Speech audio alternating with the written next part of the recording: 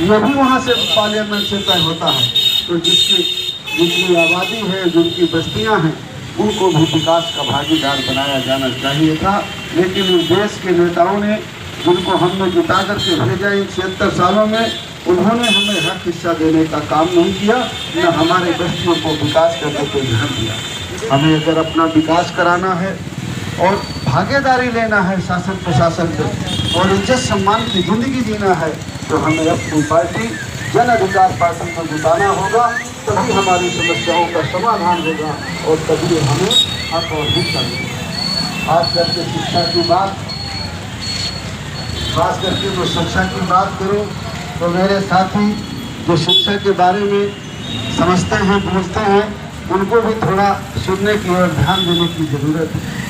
हमारे देश में 2 तरह की शिक्षा मिलती है। एक तरफ गांव में प्राइमरी स्कूल है, जहां गरीब के, कमजोर के बच्चे पढ़ते हैं, ठीक से अध्यापक भी नहीं पहुंचते हैं। और दूसरी तरफ शहरों में कॉन्वेंट स्कूल हैं, जहां अंग्रेजी मीडियम की पढ़ाई होती है। जब दोनों बच्चे पढ़ करके आगे कंपटीशन में बैठते हैं, तो जो प्राइमरी का पढ़ा बच्चा है, जब वो परीक्षा देता है, एक कॉन्वेंट का पढ़ा बच्चा पर अंग्रेजी मीडियम का पढ़ा बच्चा परीक्षा देता है, तो जो प्राइमरी का पढ़ा बच्चा है वो फेल हो जाता है, क्योंकि उसकी बुनियाद सही नहीं है, वो ठीक से पढ़ा नहीं। तो जन अधिकार पार्टी का मानना है, चाहे वो सरकारी स्कूल हो प्राइमरी, चाहे वो प्राइवेट स्कूल हो, दोनों में प्राथमिक पढ़ाई एक तरह की होना चाहिए, बुनियाद दोनों की एक तरह होना चाहिए। चाहे वो गरीब का बच्चा हो, चाहे वो अमीर का बच्चा हो, अगर उसकी शुरुआती पढ़ाई एक होगी तो अच्छा रहेगा कि नहीं होगा। जब बच्चा 10वीं के बाद डॉक्टर बनना है, इंजीनियर बनना है और किसी दिशा में जाना है, तो पढ़ाई चेंज हो जाती है, विषय चेंज हो जाती है।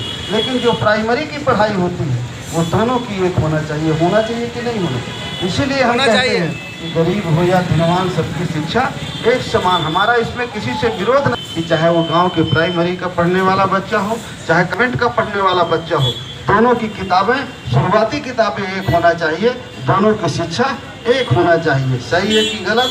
सही है। लेकिन ये करेगा कौन? ये करते वही हैं जो हमारी वोट से जीत के जाते हैं। तो वो नहीं चाहते हैं कि हमारे बच्चे उनके बच्चों की तरह पढ़ करके बराबरी में आए। वो नहीं चाहते हैं कि हमारे बच्चे भी इज्जत सम्मान की ज़िंदगी जिएं। वो चाहते हैं कि जैसे हमने उनकी सेवा करी, हमारे बच्चे भी उनकी सेवा करें। लेकिन हम चाहते हैं कि हमारे बच्चों को इज्जत सम्मान की ज़िंदगी मिले, सारी जगह हिस्सेदारी भागीदारी मिले। और अगर हिस्सेदारी भागीदारी लेना है कि नहीं लेना है? लेना है तो जो अपनी पार्टी है जन अधिकार पार्टी, उसके प्रत्याशियों को जिता करके, उस पार्टी को मजबूत करके हमें लोकसभा में भेजना पड़ेगा, जो हमारे हक हिस्से की लड़ाई को लड़ेंगे। आप लोगों ने हमारा स्वागत किया, उसके लिए बहुत बहुत धन्यवाद। जिंदाबाद जिंदाबाद, जिंदाबाद जिंदाबाद।